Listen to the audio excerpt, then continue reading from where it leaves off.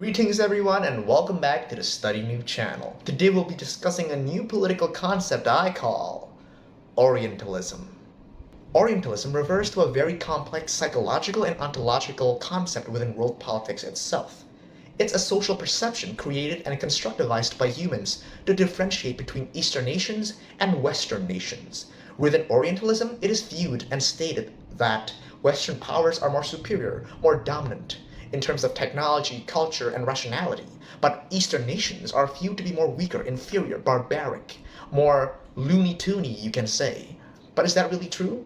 Let's get into this. Let's explain the characteristics of Orientalism first. Inferiority. The perception of inferiority within world politics is created through Orientalism itself. You see, despite the Judeo-Christian value of equality amongst brothers and sisters, the Western powers upholds their own pride over peace when encountering Eastern powers and civilizations. Their pride forces a negative social perception that views Eastern nations as weaker, as unstable, as uncivilized, primitive, and they uphold no sort of value or civility unlike the Western civilizations. Eurocentrism. This concept explains Western epistemology's significance over other Eastern nations. It is a delusion and a social perception within the Western collective unconscious that entails the idea that Western culture and knowledge surpasses all others. It is the epitome of greatness and development, the only rational and logically centric culture that transcends the barbaric and primitive Eastern nations. Eurocentrism preproposes that Western ideologies, Western rationality, Western knowledge and education is superior to all others. Therefore, it has the right to intervene in others' politics or conflicts.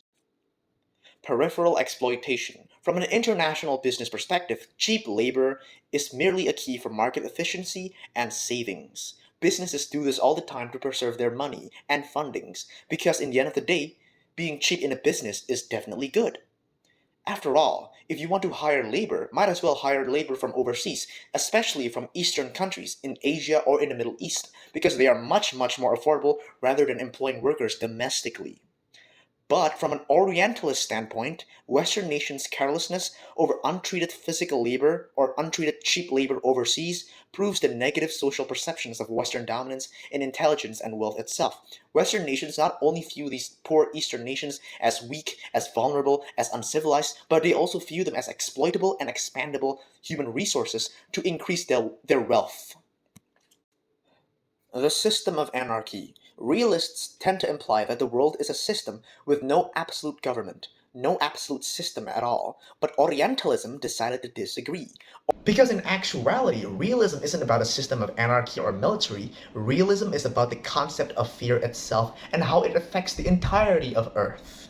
Fear controls power politics. Fear controls power struggles. Fear controls trade wars or normal conflicts and battles around the world itself, because intrinsically, countries do not trust each other.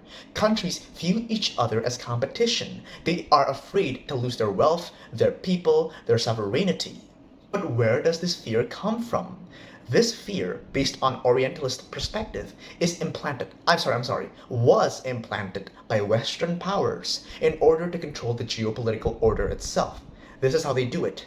Western powers try their best to put negative stereotypes, negative perspectives, false propaganda onto Eastern regions in Asia or the Middle East, and justifying the need for Western intervention in these Eastern regions, because the Western powers view themselves as superheroes, as the heroic figures, while they view the Eastern regions as problematic threats that could potentially destroy the world order itself. So in the end of the day, realism's true form is a Western propaganda.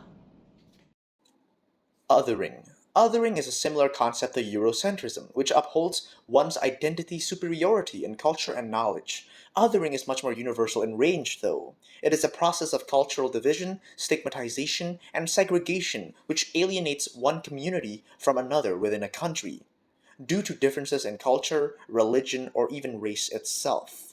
Let's give an example. In a country, there are two different communities that are separated within one single large wall. This wall separates the Western community and the Eastern community. Why was that wall created in the first place, you might ask? Because the Western community views the Eastern community as primitive and hostile. They view Eastern cultures as unfit and improper with Western traditions. Because of that, any sort of integration or diversity is basically impossible. Binary opposition. Binary opposition is probably the most important concept within Orientalism itself. Based on political author Edward Said, he stated that there are two concepts within binary opposition that composes a duality of things.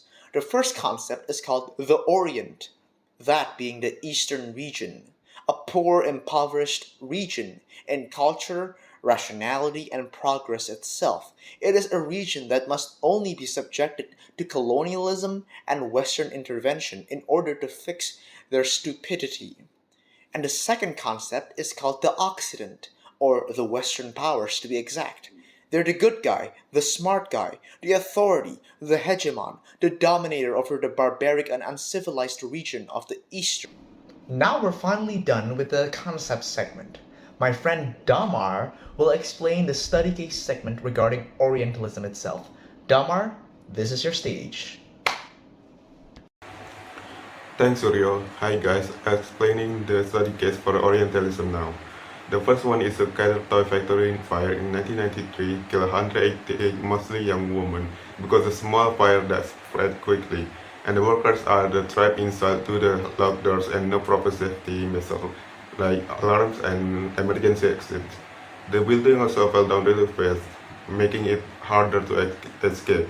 This disaster shows how Western companies took advantage of cheap workers in Thailand, ignoring their safety to make more money. They treat these mostly non-Western women as less important, which led to the dangerous working conditions and terrible loss of life. The second one is happened really recently in 2025 Cairo summit where Israel and the United States rejection to the Arab countries' plan to reconstruct Gaza happened because of Donald Trump's plan to build infrastructure in the Gaza area. This shows Western expansionism towards the people of the other countries instead the caring of their safety. The last one study case is the Haiti debt to the French, which still happens until today. After the slave revolt in the 19th century, France forced Haiti to pay hefty tax with high interest, trapping the country into constant debt and poverty. This prevents Haiti from having freedom of control over their own affairs. This situation is an example of Orientalism because it reflects the Western view that non-Western countries like Haiti were inferior and needed to be controlled or exploited. This Orientalism justified this ongoing domination by portraying Haiti as unable to govern itself, allowing France to maintain power through economic control rather than the direct rule. Alright everyone, we're finally at the end of the video. I hope you all have learned something new today regarding world politics, so don't forget to like the video and subscribe. Au revoir!